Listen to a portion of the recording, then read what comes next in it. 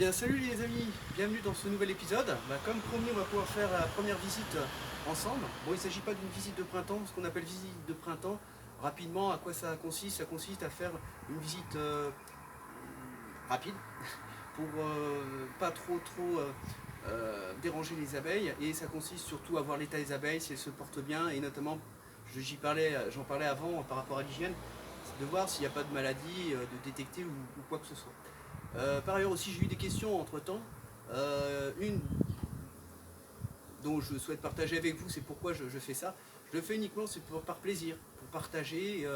C'est pas du tout à vocation en tant que professionnel, c'est plus qu'amateur. Et comme je l'ai dit déjà auparavant, un professionnel, il a un tout autre savoir, et c'est une toute autre activité, et je les respecte d'ailleurs. Il se peut très bien que je dise certaines bêtises, et bon, je suis prêt aussi à en prendre le son. Et pour moi, l'apiculture, c'est une grande leçon d'humilité. Pourquoi? Parce que bon, chaque apiculteurs ont une certaine théorie, et avec la pratique, vous allez pouvoir observer, si vous avez l'occasion d'en voir d'autres, ils n'auront pas forcément les mêmes méthodes. Donc l'apiculteur, d'un point de vue matériel, là vous voyez que je suis avec un camail, ça s'appelle un camail, c'est une protection. Donc ça, ce sont des éléments quand même indispensables pour aller visiter les ruches. J'ai également des gants. Il y a aussi autre chose, ça c'est un lève-cadre. Vous verrez, je vais souvent l'utiliser pour pouvoir gratter de la propolis ou pouvoir aller chercher des cadres. Et un outil extrêmement indispensable, c'est l'enfumoir.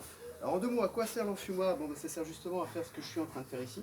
Ça te permet de prévenir aux abeilles, aïe, j'arrive. Et ça a deux réactions derrière. C'est qu'elles vont interpréter cela comme si c'était un incendie. Donc du coup, elles vont se gorger de miel.